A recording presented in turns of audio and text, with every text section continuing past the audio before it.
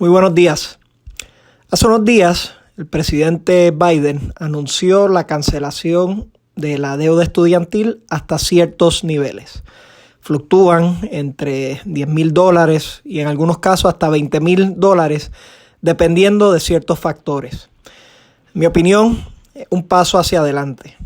De hecho, en mi posición, pues pasé la ley del Código de Incentivos que entre todos los factores que tenían para adelantar la economía y para facilitar la transparencia de la misma, tenía una provisión para cancelar la deuda estudiantil a los estudiantes de medicina que se quedaran en Puerto Rico.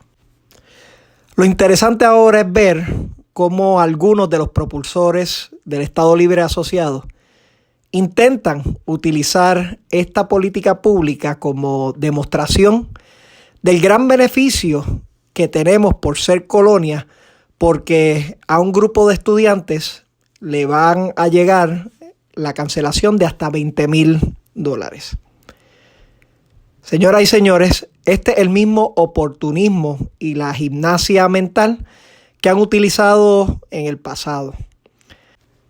Nace de la misma fuente y de las mismas mentes que te trajeron el llamado pacto bilateral entre Puerto Rico y los Estados Unidos, donde la historia ha demostrado que fue una falacia utilizada en Puerto Rico para dar cierto sentido de participación donde no la había en un espacio colonial.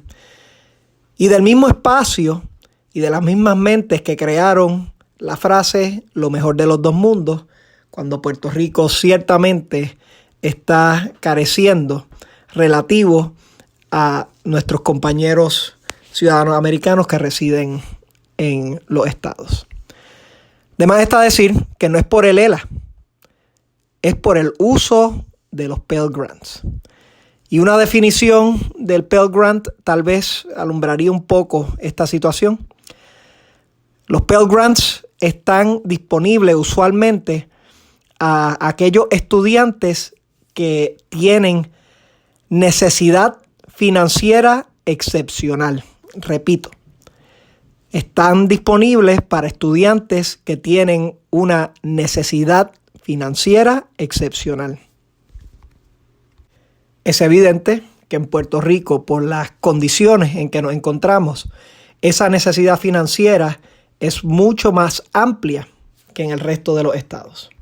Además, el acceso a esa cancelación, a esos niveles, está conectada a ciertos niveles de ingresos posterior a su graduación. Es decir, si ahora las personas devengan un salario mucho mayor, pues entonces para el monto establecido. Lo que esto nos dice de manera muy clara es la realidad de Puerto Rico. En la isla somos más pobres antes de entrar a la universidad y permanecemos de esa forma mucho después. Cabe entonces resaltar en este espacio el panorama completo. En Puerto Rico, la tasa de pobreza es la más alta en la nación y por mucho.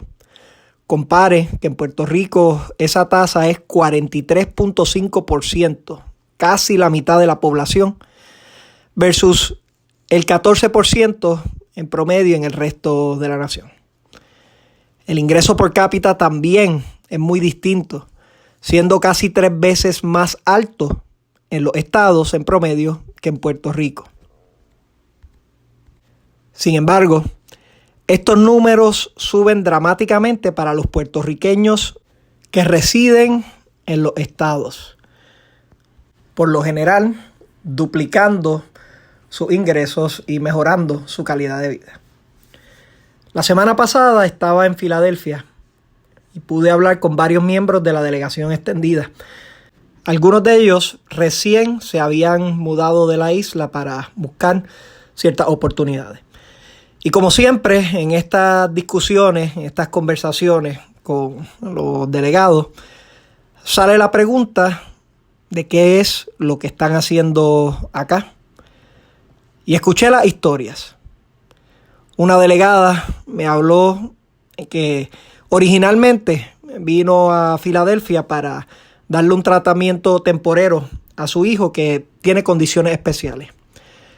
Pero luego de ver el trato en general, se quedó. Ella me decía, el acceso que tengo acá no lo tengo en la isla. Cualquier cosa adicional la tengo que pagar. Y la educación que está recibiendo mi hijo ahora no se compara.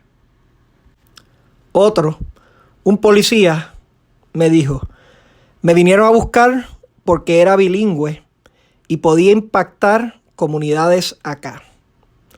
Hay áreas donde solo se habla español y me ofrecieron más del doble y beneficios que no le podía negar a mi familia.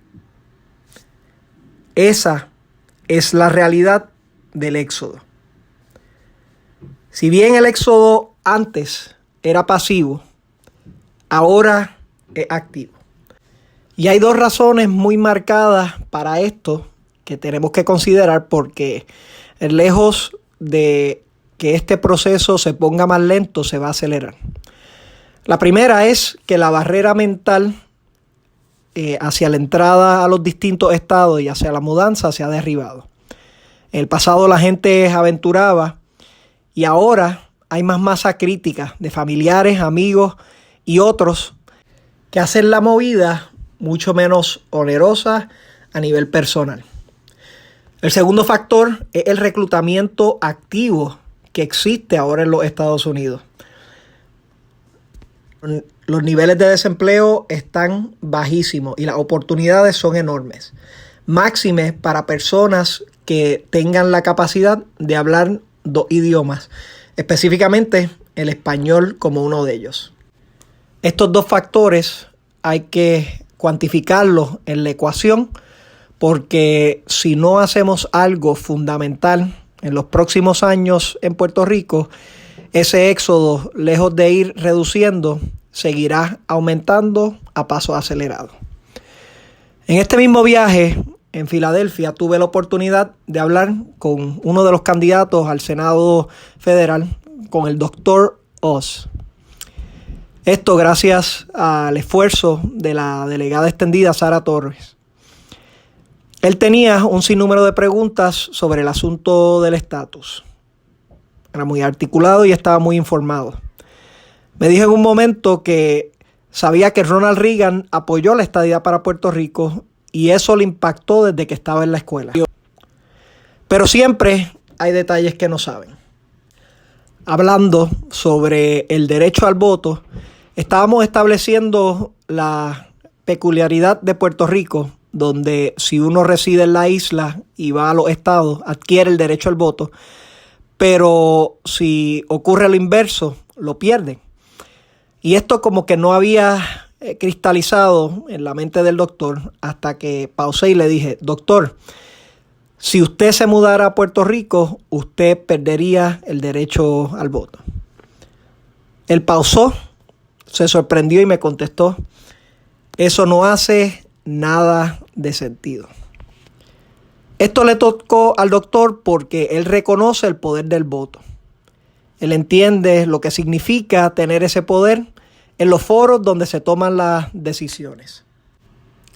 Y entonces, como el asunto de la deuda estudiantil, habrán miles de otros temas que impactarán a Puerto Rico, como el de salud, otros de educación, infraestructura, entre otros.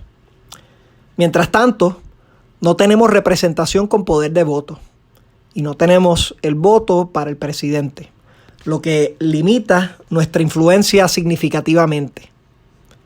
Solamente aquellos que residen en los estados tienen ese poder.